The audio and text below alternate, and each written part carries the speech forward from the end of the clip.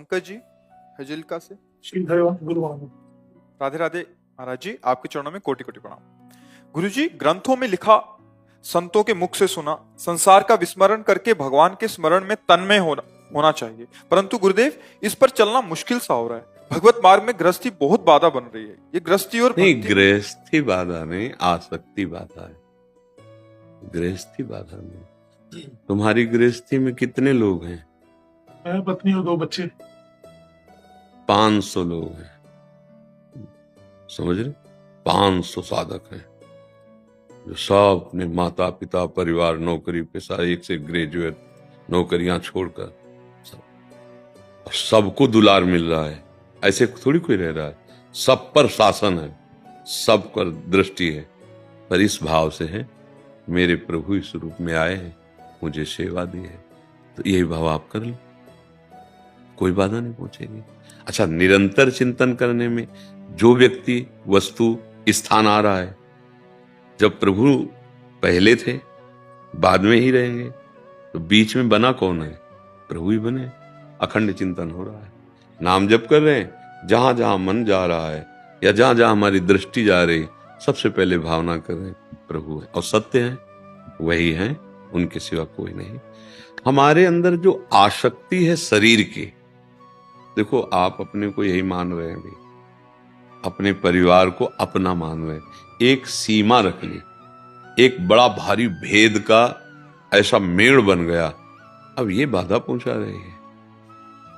आप हमारे हैं, पक्का है। हाँ, आप जैसे हमारे सामने बैठे, जैसे एक किसी को अपने सगे भाई से प्यार होता है, अपने पुत्र से प्यार होता है, अपने सगे मित्र से प्यार होता है, उसे कई गुना बढ़कर आपसे प्यार है। पहली बार आपको देखा है, पर हमारे हृदय में ये बात है कि मेरे प्रभु इस रूप में आए। अब आपसे बात करना, मान लो आप नाराज होकर बोलने लगो, तो जैसे अपने पुत्र को समझाया जाता है, ऐसे बार बार आपको समझाएंगे, देखो आप गलत रास्ता चयन कर रहे हो, आप गलत ऐसा कर रहे हो, पर आपके प्रति जो हमारा आंतरिक भाव, वो भगवत भाव है, इसलिए यहाँ कुछ फर्क नहीं पड़ेगा। आपको इसलिए फर्क पड़ जाता है कि भगवत भाव नहीं है, ये मेरे हैं और ये पराये हैं, यही भेद, ये अच्छे हैं ये बुरे हैं, यही भेद जो है भजन नहीं करने देता। देखो, कुछ तो हम भजन भी भाग बना लिए हैं और कुछ भोग भी भाग बना लिए हैं। सच्चा भजन उस दिन होगा जिस दिन इस भोग विभाग को भी भजन बना लोगे। धर्म पूर्वक विषयों का सेवन करना और नाथ सकल संपदा तुम्हारी और मैं सेवक समेत सुत नारी, भगवत प्राप्ति करके भजन होने लगेगा। हमने जो संसार के कार्यों को भजन से अलग माना, वही आपके शब्दों में निकला कि ये गृहस्थी बहुत बाधक है। आज सत्संग में हमने धन्यवाद दिया गृहस्थ धर्म को। हम पैदा कहाँ हुए? गृहस्थ धर्म में। हम भिक्षा कहाँ पाते हैं? गृहस्थ धर्म में।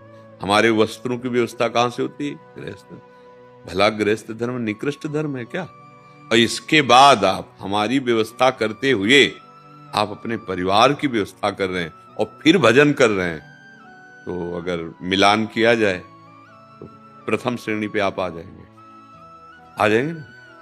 ये बात समझना है, भगवत प्राप्ति के लिए बहुत बड़ा सुविधा का योग है गृहस्थी में। अब जैसे विरक्त है, मैदान का युद्ध है इसमें, अब आपके अंदर काम आया, पाणी ग्रहण किया है, धर्मयुक्त है, कोई पाप नहीं। विरक्त के अंदर काम आया, जलो, सहो, लड़ो, उसे परास्त करो, फेल हो गए तो फेल हो गए, जीरो गए। आप फेल हुए तो फेल ही नहीं हुए, क्योंकि आपने धर्मयुक्त स्वीकार किया है। ऐसे समझ जाओ अगर, तो किले के अंदर भगवत प्राप्ति है और बाबा जी के चौड़े मैदान पे है, इसीलिए कृपाण की धार पर चलने को कहा गया है। जब निकल जा तो गृहस्थ लोग क्यों संतों को प्रणाम करते हैं? इसीलिए प्रणाम करते हैं कि जहां हम फिसल जाते हैं वहां आप पास हो गए, जहां हम जलन सह नहीं कर पाते आप जल के निकल गए, इसीलिए तो प्रणाम करते हैं। नहीं तो माता पिता की तरह हर संत का भरण पोषण गृहस्थी से ही होता है। अब देखो ना, जैसे अपने पुत्र की व्यवस्था करते हैं ना, ऐसे संतों की श्रद्धालुजन व्यवस्था करके वो गृहस्थ भजन भी कर रहा है, कमा भी रहा है और भजन करने वालों की सेवा कर रहा है। कितना महान है, आप समझो ना। हम एकांत में बैठकर कोई विक्षेप ना हो भजन कर रहे हैं, वो फावड़ा चलाते हुए रामकृष्ण हरि बोल रहा है। नहीं, हम अपना पेट भरने के लिए उसके दरवाजे जाएंगे, वो अपने पेट को ना देखकर पहले उसके पेट को भरेगा। इसलिए गृहस्थी में भगवत प्राप्ति कोई दुर्लभ नहीं है। बस ये है कि हम लोग उसको समझ नहीं पाते, हम उसको समझ नहीं पाते। सच्ची हम कहते हैं गृहस्थी में भगवत प्राप्ति बहुत सहज है, सरल है, क्योंकि वो बहुत सेवाएं करता है। हमारे पास एक ही सेवा है, भजन। फिर भी हम अपनी सेवा में अगर कमजोर निकले तो फिर क्या फायदा। एक ही सेवा है हमारी, हम विरक्तों की एक ही सेवा है, खूब भजन करो और अपने भजन के बल से समाज का मंगल करो। और आपकी सेवा पूरे परिवार को खवाना पियाना, संत महात्मा अतिथि रिश्तेदार नातेदार सबका स्वागत करना, बच्चों को पढ़ाना, ये सब करते हुए भजन, बहादुर है, फिर बहादुर है। नहीं तो इसलिए अगर आपका भजन रुकता है और आप सेवा कर रहे हो और उस सेवा को भगवान को समर्पित करते हो, भजन ही है। बिल्कुल ऐसा ना सोचा जाए कि गृहस्थी में भगवत प्राप्ति बहुत कठिन है, नहीं। हम उसको सुलझ करके अगर देखें तो भगवत प्राप्ति बहुत सरल है। सुबह से शाम तक जो आप कर रहे हो, बस पापाचरण से थोड़ा बच जाइए और जितना बने नाम जप कर लो और हर कर्म को भगवान को समर्पित कर दो, आप भगवत प्राप्त हो जाओगे। भगवान बड़े कृपालु, वो कृपा कर देना तो सब काम करते हुए नाम चलता रहेगा। भाई संत जन जो अभ्यास करते हैं, जैसे आप से हम बात कर रहे हैं, तो आप सोच सकते हो कि ऐसे भजन कैसे हो सकता है, नहीं। लेकिन जिनका अभ्यास हो, एक सेकंड भजन के बिना जी नहीं सकते।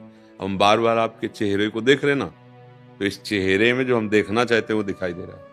हम उसी पे स्थित होकर आपसे बात कर रहे हैं। अब लग रहा है हमारी तरफ देख रहे हैं। हम जिधर अपने नेत्रों में जो बसा ना, जिधर वो अपने दिमाग में जो बसा ना, वो राउंड मार रहा है अपने आप।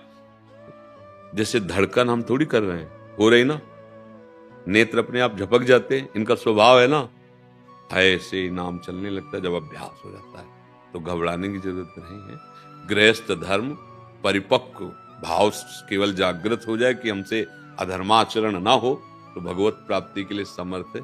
भाई जी महाराज से हनुमान प्रसाद पोद्दार जी महाराज धोती कुर्ता और गृहस्थ वेश और रात दिन भजन में डूबे रहते। ऐसी ऊंची स्थिति थी कि राधा बाबा सन्यासी लाल वस्त्रधारी जे ही चरण छुए भाई जी ने राधा बाबा के, ते ही राधा बाबा के हृदय का जो चिंतन वो बदल गया और भाई जी का चिंतन।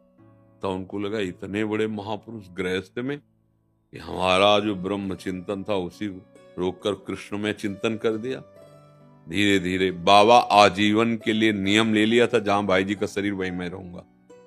एक गृहस्थ धर्म में रहकर इतना ऊंचा भजन किया कि बड़े बड़े संत नीचे बैठ करके प्रवचन सुनते थे और भाई जी सत्संग। जानते हो ना, भाई जी से हनुमान प्रसाद पोद्दार जी गीता प्रेस में संपादक रहे। हाँ। तो आप भी वैसे चल, अगर आप सोचो कि किसी भी महापुरुष में कोई ज्यादा पावर शक्ति रखी, तो ऐसा भ्रम न सोचना। भगवान का अंश समान है सबके हृदय में, पंचभूत समान है। हाँ ये है कि भगवान का चिंतन करने से जितना अधिक चिंतन करोगे, उतना आपके अंदर शक्ति पावर जो छुपा हुआ है वो जगेगा, और संसार का जितना चिंतन भोगों का गंदा करोगे वो ढकता चला जाएगा। जो निरंतर भगवान के चिंतन में तो जागृत हो गया, तब आपको लगता है कि हमारे अंदर पावर नहीं, ये बहुत पावरवान है। नहीं नहीं, बिल्कुल उतना ही सामग्री आपके अंदर रखिए, बस आप उसको जागृत कर लो। गृहस्थी में वो विरक्ति, वो भगवान ये देख के नहीं मिलते कि ये विरक्त है कि ये गृहस्थ है। भगवान देखते कौन मिलना चाहता है मेरे से, भगवत मिलन की चाह जिसके अंदर, वही। आप देखो, अगर गृहस्थी भगवत प्राप्ति में बाधक होती तो भक्ति में और ज्ञान में चरम अवस्था को प्राप्त गोपी जन है ब्रज के। जहां कहीं भी उदाहरण होता है उच्च कोटि का, यथा ब्रज गोपिका नाम। अब गोपी जन कौन थी? सन्यास लिए थी कि क्या? गृहस्थी में थी, पति थे, पुत्र थे, सारे कार्य करती थी, लेकिन मुरारी पादार्पित चित्तवृत्ति, जो चित्तवृत्ति थी वो भगवान में लगी थी। सब कार्य लीप रहे हैं, धान कूट रहे हैं, पुत्र को दुलार कर रही, पति की सेवा कर रही, गौओं की सेवा कर रही, और मन भगवान श्री कृष्ण में। तो बड़े बड़े उद्धव आदि ज्ञानियों ने उनकी चरण धूल की वंदना की। वंदे नंद ब्रज स्त्रीणाम पाद रेणु भीक्षसा।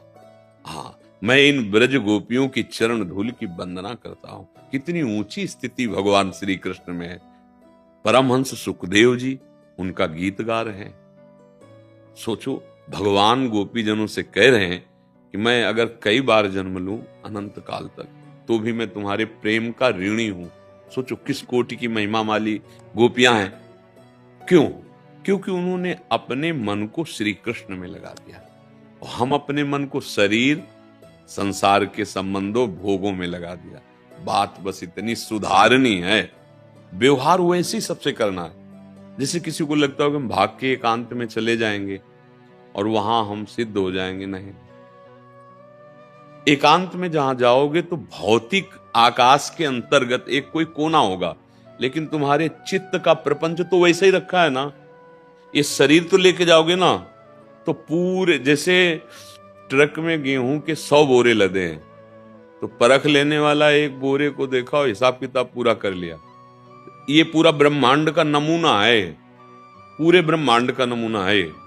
ये ब्रह्मांड तो लेके जाओगे ना जहां जाओगे, प्रपंच तो तुम्हारे साथ ही लगा हुआ है ना। अंदर का प्रपंच अगर छूट जाए तो बाहर प्रपंच में रहते हुए भी महात्मा हो, वो अंदर का प्रपंच नहीं छूटा तो बाहर से परिवर्तन करने पर भी वो प्रपंच ही रहेगा। बात अंदर की समझना है, अंदर से महात्मा बन जाओ। अब हम लोगों को भगवान ने मार्ग दिया है, जन्म से दिया, चलो इस जे प्रभु आज्ञा जे का जस आई, सोते भांति रहे सुखलाई। भगवान ने मुझे वैराग्य मार्ग दिया, पर ऐसा नहीं कि जो मुझे प्राप्त होगा वो आपको प्राप्त नहीं हो सकता। नहीं, मनुष्य देह भगवत प्राप्ति के लिए है। आप बहुत सुंदर ढंग से यदि अपनी गृहस्थी में चाहें तो सरल ढंग से भगवान को प्राप्त कर सकते हैं। बस नाथ सकल संपदा तुम्हारी, मैं सेवक समेत सुत नारी। और जो भी कर्म करें वो भगवान को अर्पित करें। जितना बने नाम जप करें, पापाचरण ना करें। पाप अगर करेंगे तो फिर निर्मल मन जन श्रो मोहि पावा, मोहि कपट छल छिद्र न भाव। भगवान के प्रतिकूल आचरण करने वाला भी भक्त कैसे कहला सकता है? तो इसमें कोई संशय आपको?